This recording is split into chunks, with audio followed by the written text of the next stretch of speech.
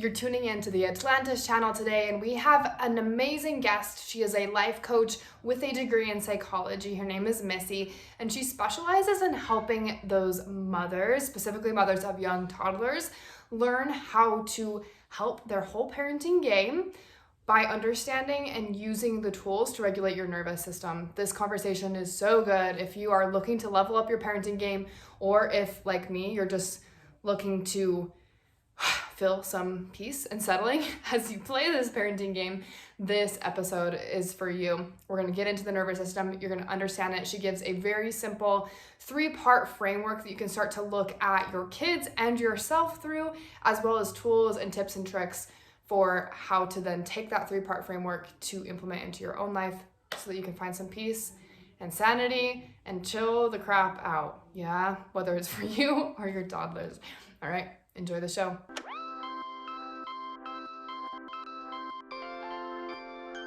Hey, welcome back to the Atlantis channel. Today we have a super fun guest. Her name is Missy Allred, and she is a life coach for mothers. This interview is happening because of a specific request to get some support for mothers onto the show, which I think is so valuable, especially many of the people who are tuning in here are building businesses while being a mom. And it's just like, it's a whole thing, right? As any mom knows, it's a whole thing. And so I'm really, really excited to talk to Missy. She has some amazing, amazing advice and help for mothers, especially mothers who are entrepreneurs. So yeah, welcome to the show, Missy. How are you today? Good. Thanks so much for having me. I'm so excited.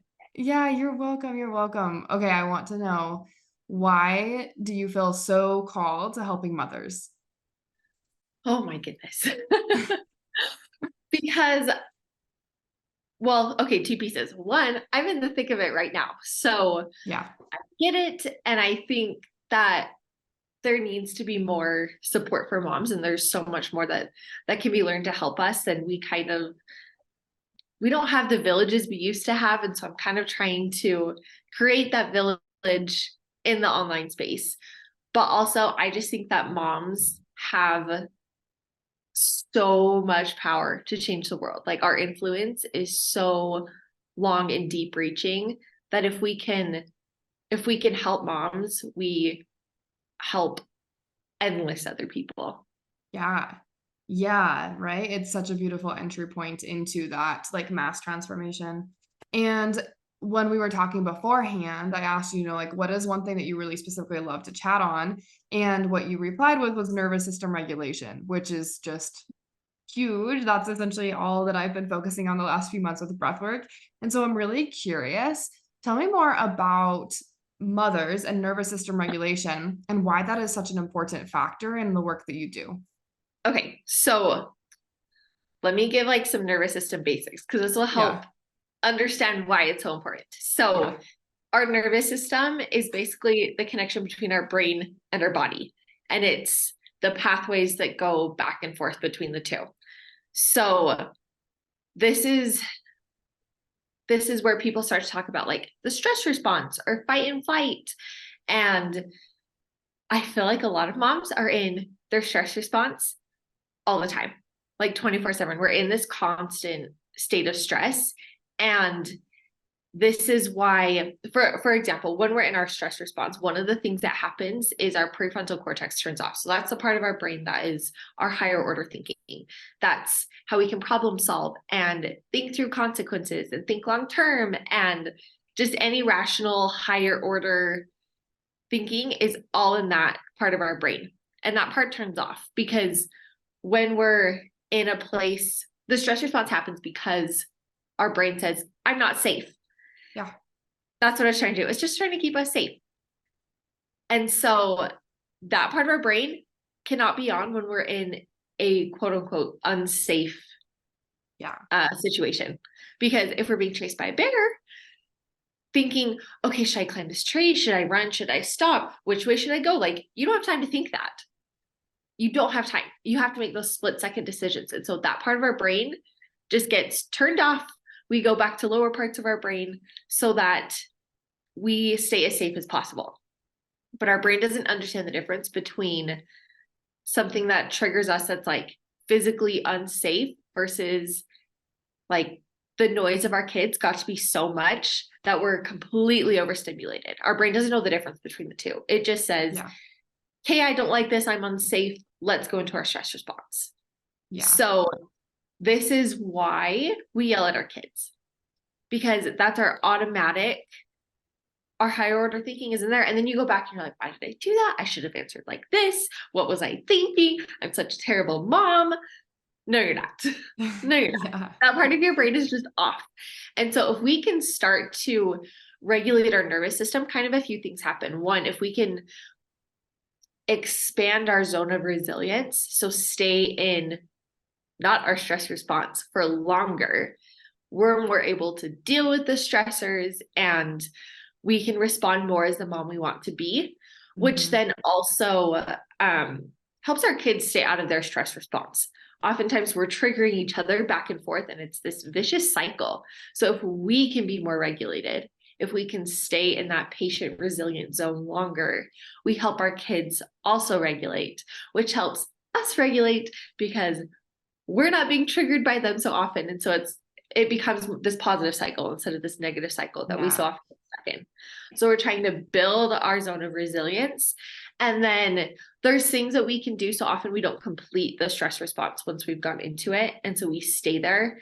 And not only is that not where we want to be mentally, but it starts this cascade of events where it's not healthy for us physically either. Yeah. So we need to learn to get out of the stress response and then learn to expand our zone so that we can stay out of it as much as possible. But it's also not a bad thing either. Like we need the stress response. This is our body's way of coping. Like we need to go there, just not as often as we are.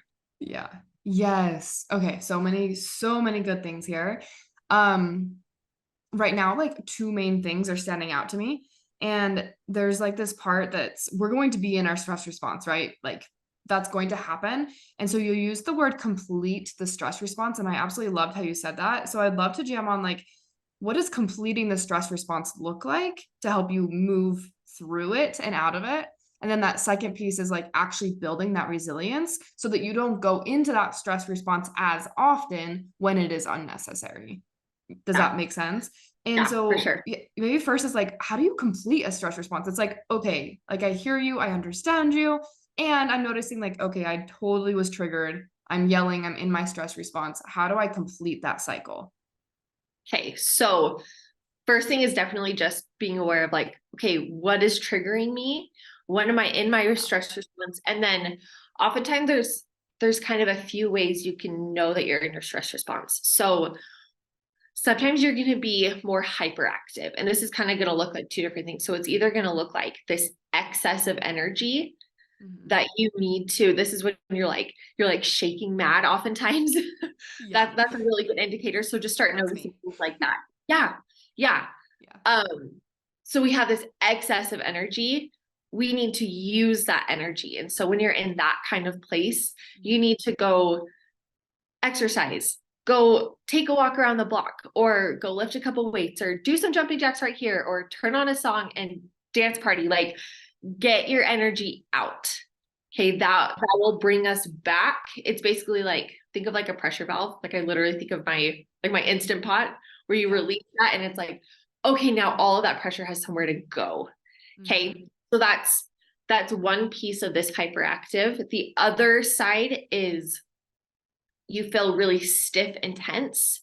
You need to relax your body. So a really good way to do that is just to think Toy Story when they're like, Andy's coming, and you just like ragdoll. Literally do that. Go like flop on the ground or on your bed or something.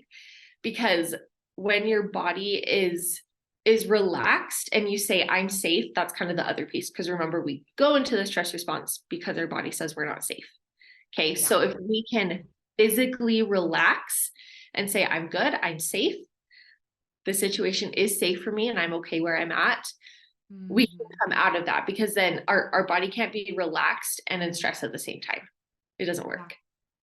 So if you're more that like stiff, and it might depend on the situation, but especially if you lean towards that side, if you just feel really stiff and tense, physically relaxing your body. And if you need you can do the ragdoll thing. That's actually a great way to bring in like meditation and breath work and stuff, is to all on that tense piece. It can obviously help with the anger side as well, but you need the movement as well on the anger side.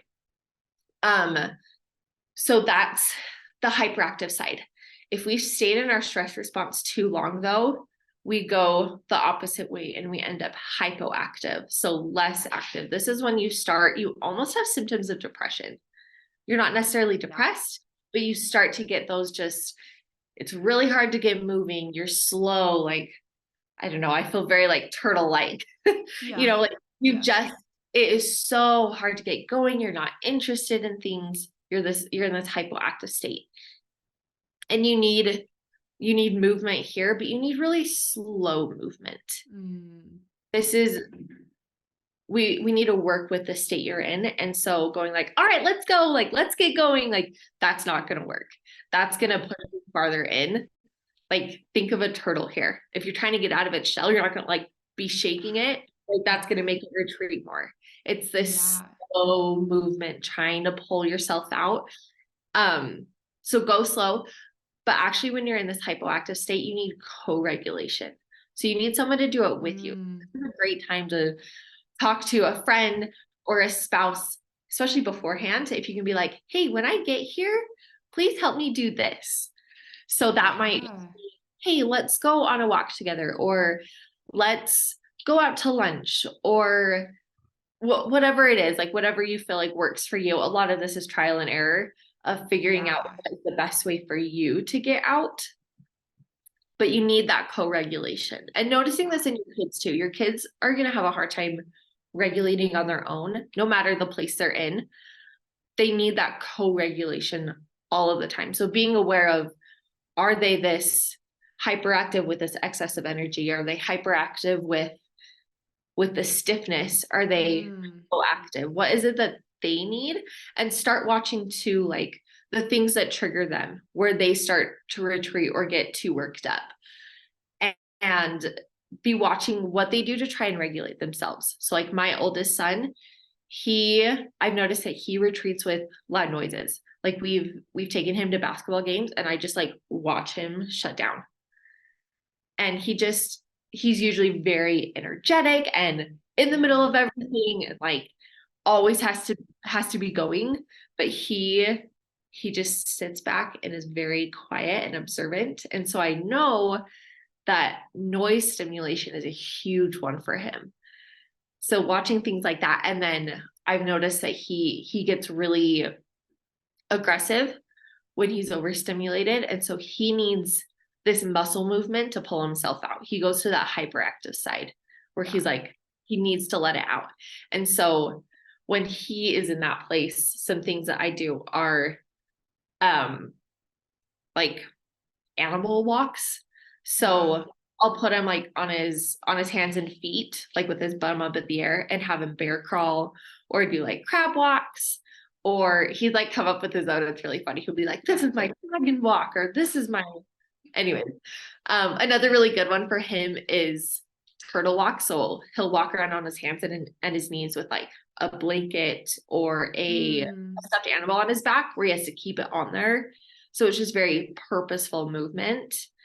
Or I'll have him go outside, and we have like a jungle gym. So it's got like, it has like a cargo net to climb and stuff like that. And so I'll go, okay, climb up the net and like do like a little obstacle course for him. And that helps him regulate so much. But my second son needs a lot less stimulation.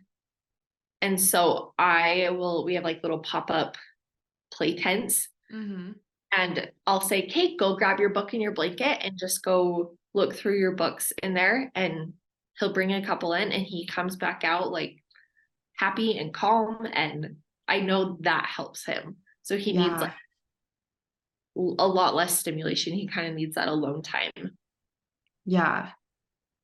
This is amazing. I'm so familiar with all of these things you're saying, but the way that you're organizing it is making it so simple to see and to access, to start to have entry points for experimentation. So to recap, I want to bring that back, those three categories that you were discussing, is when we go into that stress response, like especially that first part of it, we go into more of that hyperactive state. And I love that you kind of separate that into two categories, the raging, like shaking energy. And then on that other side is the more like stiff and tense. And I hadn't actually separated those two before. So the way that you just separated those, I'm like, oh my gosh, okay, I'm so excited to practice noticing, like, am I actually shaking with rage right now, or am I tensing up and getting stiff? Because I think that sometimes I think I'm heading towards that anger and aggression and I'm actually stiff. Like I actually just need that like chill.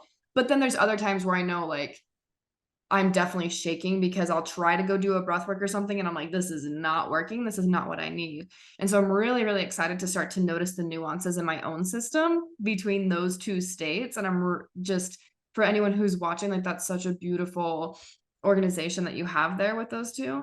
And then that third piece is like after that stress has almost just consumed you too much, like the way that it feels for me is like, and I'm very aware of this state and it's very different from the other, is just like complete defeat. It's like, for me, the language that comes to my head is like, what's the point? I don't even care. Like, who the freak cares? Like, that's literally what I say in my head over and over again. And I'm like so aware of it. And I will be on the couch.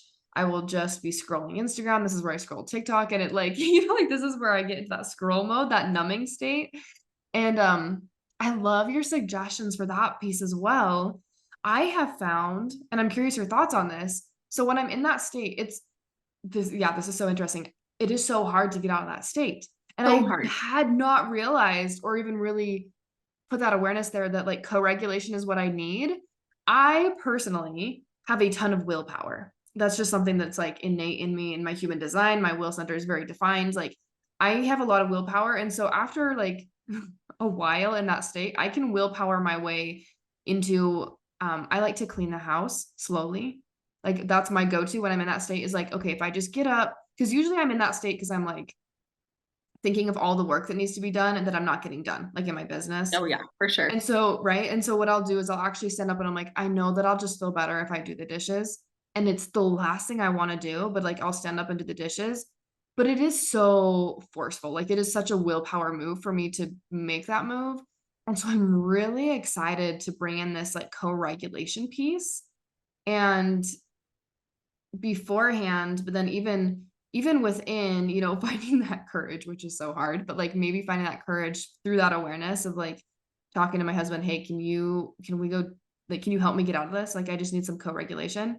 I'm in a place. Like just having that language there, I'm really, really excited to experiment with myself. And so yeah, just thank you. Thank you for laying that out so beautifully and simply.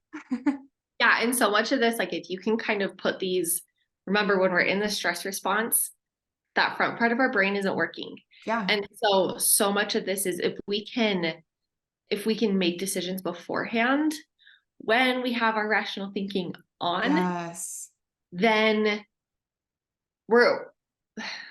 once we've made these decisions, this thinking no longer resides in that prefrontal cortex. It's now moved down to a lower part of your brain that is still on and accessible. When you're in the stress response, it's still accessible. And so if we could make these decisions, and so much of it is just practice, like the more you do it, the more it's going to have a stronger connection in that lower part of your brain. Yeah. But it will be there instead of going like, you can hear this information and that's great. But if you're not like, okay, when I am in this state, this is the thing I'm going to do. Yeah. It makes it really hard to access that. And then once you're out, you're like, oh, that's what I should have done. Make the decision now. Yeah. While you're calm, while you have that access to go, okay, when I am hyperactive, I'm going to go take a walk around the block. Or sometimes we don't have time. I should talk about that a little bit too. Sometimes we don't have time to go do these longer things that are super, super helpful, but we need something just right in the moment. And especially with this hyperactive piece on like the excess energy side, because we can go like ragdoll wherever we're at. I mean, maybe not the grocery store, but you could. Like overall, you probably won't. Yeah. Overall, like, I mean, even in the grocery store, I can go, okay, I just need to like relax my body, right? Yeah. So for me, it's my jaw and my shoulders. are the two places. If I can relax my jaw and my shoulders, man, the world is a much better place. So much better. Like, it's crazy. Yeah. It's those two things. So even just that, like, what piece can you do? Right? Yeah. Maybe in the store, something that helps is just like rubbing your arms. Mm-hmm. Just something that's going to bring you back to the present moment where you're feeling. So that's actually a really big piece too, is if we can kind of almost like tickle that prefrontal cortex and go, hey, what am I seeing? What am I smelling? What am I tasting? What am I feeling? What am I hearing? Just go through your senses and figure out, just become present. Just become so rubbing good. your arms or your hands or something like that, you can do that anywhere you are. Yeah.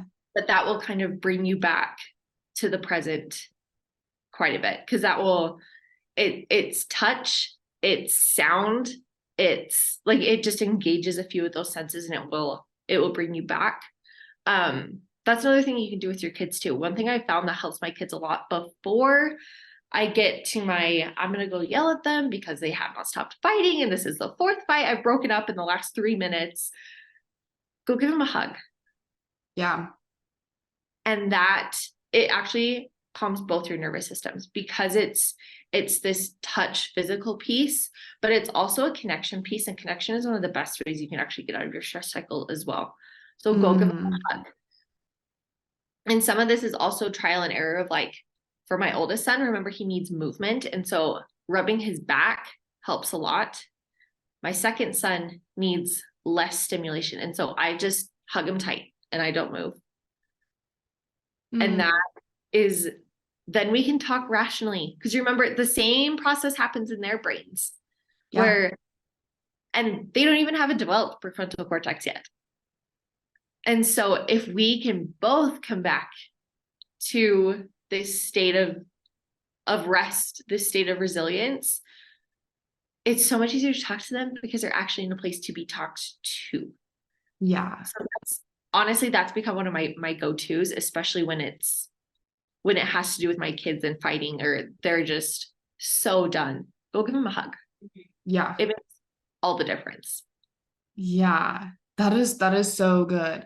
And one thing I want to touch on from, like, my own experience and hearing you talk is how we learn this is over time, through experimentation, through those trial and errors, right? Like, for me, it was like mistake after mistake after mistake after mistake was like, okay, it finally is, like, starting to click. And I just want to name that for anyone's like, oh, I should be better. Like, no, like, there's no shoulds here. There's no shame here. There's no, like, it just gets to be this practice and this increasing awareness and this, like, almost like a fun experimentation is when, because you're talking, Missy, and we'll get to this, is like, how do you learn to not access that stress response, right? Or, like, not access it, but, like, yeah, you know what I'm trying to say, like, how to not access it as much, right? Yeah. And you're talking about, like, so beforehand making these decisions, but I love to, like, see, like, this is a cycle. And so beforehand making this decision it's actually the after effects of having gone through this at some point in your life, whether it was your past from today, or,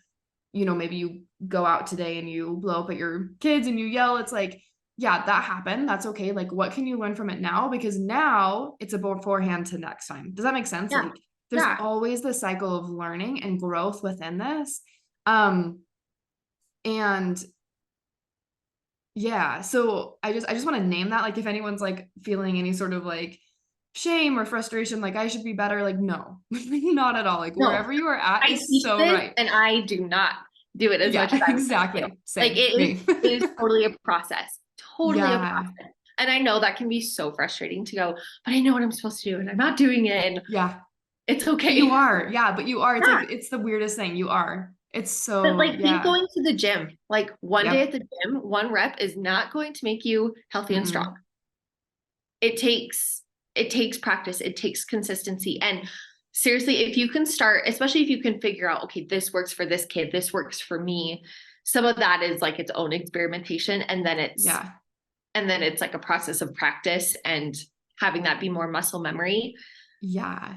I know that's so frustrating, but if you can, even just one time, I promise you will notice a difference. But it then takes practice to make it a habit. and that's okay. Yeah. So it works. I promise it works. And it Even takes just one time. time you'll be like, oh my gosh, that was Yeah. amazing. Right. And Yeah. sometimes it's going to be, okay, this piece didn't work in this time. And that's why it's important to recognize, okay, hyperactive, like which side of Yeah. hyperactive, or are we in hypoactive? Mm-hmm. But it's a process. It is. And you're never going to be perfect at it. And that's okay. Yeah. But what a gift you can give yourself and your kids if you can figure out how to regulate and how to help them regulate. And then, like I said at the very beginning, like moms have such an incredible reach and influence, because if we can help our kids do this, they can figure out how to do this when they're at school or when they're with friends, or, you know, they start to teach their kids. Like it is so incredibly, like the ripple effect is amazing. Yeah. Oh, it's so good. Okay, so this is amazing. And so now I'm curious. My brain totally just like went, I do this. I don't know if you do this. I go like 10 different directions and I'm like, wait, where was I actually meaning to like pull from? So hold on as I like come back to the one thread that I was looking for. Um, so this is amazing. And I'm especially like, I'm thinking of like so many, it's like so fun. Like I get to regulate myself and help my kids, but I want to bring it back to how do we increase that zone of resilience? And I love what you call it, the zone of resilience. I've also referred to it a lot myself as the window of tolerance. So that Yes. zone of Yeah. resilience though, like that resilience piece, I love that word. So this zone of resilience or this window of tolerance, how do we increase this over time?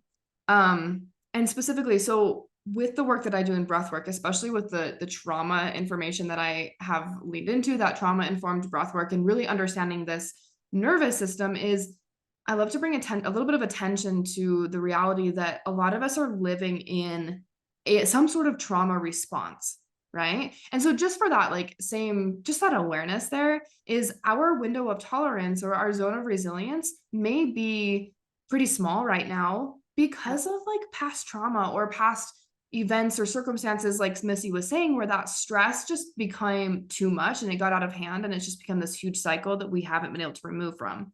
So in light of like compassion, right, for ourselves, is recognizing that our zone of resilience or may be pretty small right now, and that's okay. How do we begin to increase that zone of resilience over time so that we can start to actually have the capacity to respond to our kids and to ourselves when we are in that place? Okay, so there's going to be things that will expand our zone. And there's going to be things that will shrink it, just like you were saying. And some of that is trauma. And sometimes that's things even as simple as like, I didn't get enough sleep last night. That's like a huge going one. to shrink our zone. Always. And recognizing that, you know, if you were up all night with kids or you just couldn't sleep or, you know, whatever it is, like recognizing, okay, today's I'm probably going to be triggered a little bit more. Yes. And just recognizing that. And again, that's where we make decisions beforehand to go, okay, today I'm probably going to get overstimulated and I'm going to go into my stress response. Here's what I'm going to do. So noticing things that are going to shrink your zone, and just like you said, like giving yourself grace that you might be in that season. We just got out of 4-month sleep regression. And let me tell you, it was like by far my worst with my third kid. Like, holy cow, worst sleep regression ever. We were up like 7 times a night. Like so much worse than when she was a newborn. So just giving yourself grace and knowing, okay, there's things that I have control over, and there's going to be some things that I don't have control over. So some of the things that are going to expand your zone are things that are really just like taking care of yourself. Did you get enough sleep? Sometimes you can control it and sometimes you can't. Yeah. Have you been feeding yourself? Are you eating the scraps off your toddler's plate? Are you actually fueling your body? Are you moving? And movement is going to look different. Like, find something you enjoy, and 5 minutes is going to be better than 0 minutes. Always. Yeah. Right? Throw on a song. And my kids love that. Like, just going crazy in the kitchen while we're making breakfast or whatever. But movement, time outside is really important, especially in the morning. Actually, there's, oh my goodness, so much research about light cues and how it affects your body. Absolutely fascinating if you're interested in that. but getting outside. So it's like the outside piece, but it's also like the light piece. And the connection. Are we connecting with anybody? And that's sometimes it's where those hugs really come in handy. That can actually expand your zone too. If you're just like, sometimes I'll tell my kids, I'm like, I just need a hug today. And they'll be like, okay. Yeah. They're just happy to, okay, mom needs a hug. I'll give her a hug. That's fine. Yeah, great. And awesome. that is huge for me. Yeah. So starting there with basically, are we taking care of yourself? Yeah. Are you taking care of yourself? You have to be doing that. Because it's not just affecting you. I think as moms so often we put ourselves last and we think that it's for the greater good in some way, but it's not. Like if we're going into the stress response, we are not being the mom we want to be.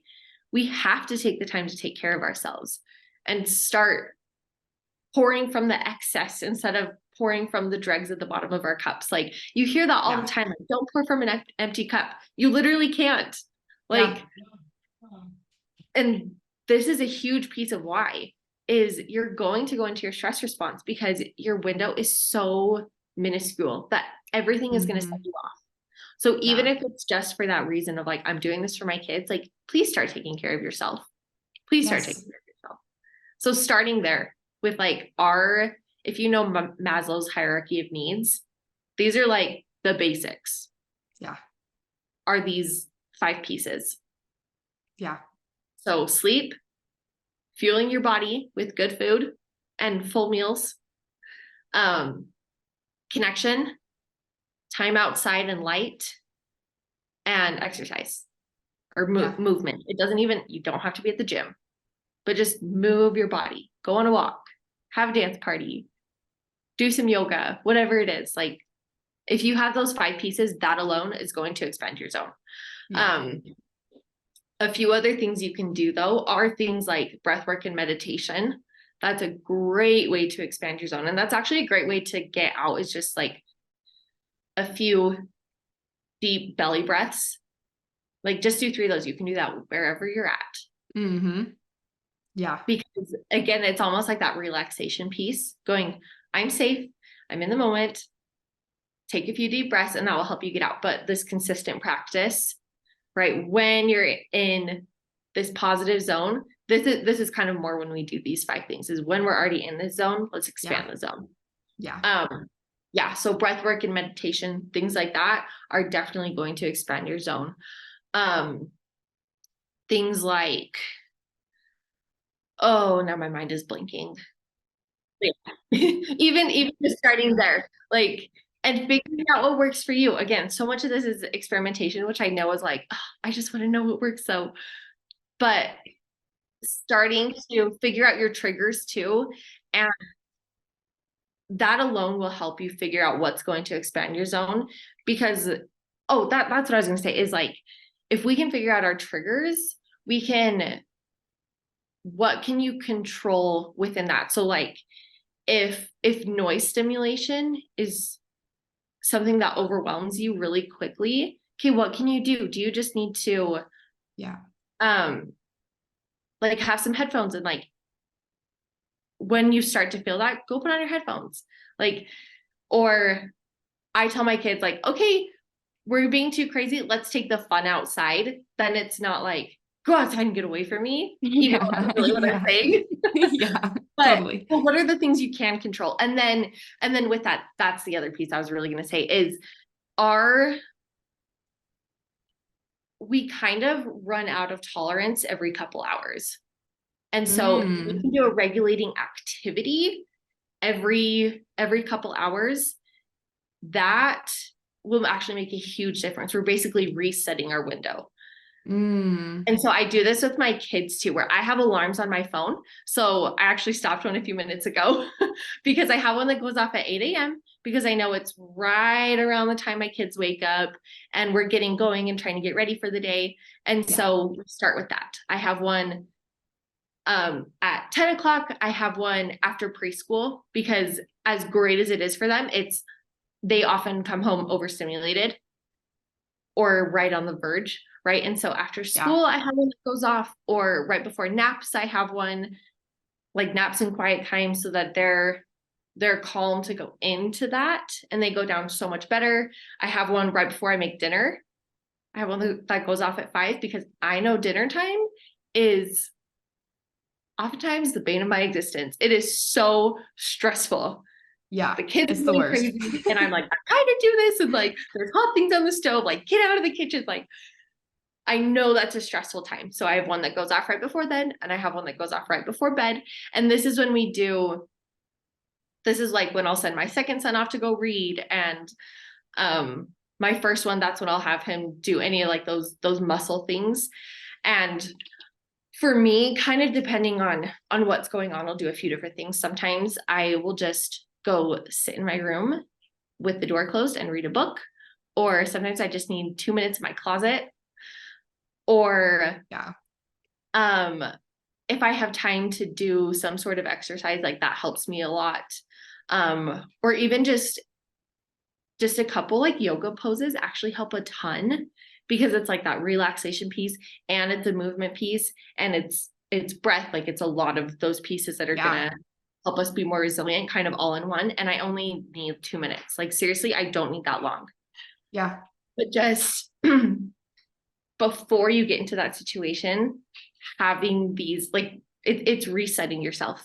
We're starting back at the beginning instead of we get to the end of our battery, and right, this is like the point we switch into that stress. Like we can kind of go back to the beginning or even the middle, right? If you don't have time to fully recuperate, if we can just kind of push it back a little bit, like that makes a big difference. And I found that keeps me out of my stress response so much, which it also keeps my kids out, because now they're more consistently regulated, rather than just when we get to the point that we're overstimulated and we've switched into that stress response. It's a lot easier to do it when we're still in that state of mind where we can think and process.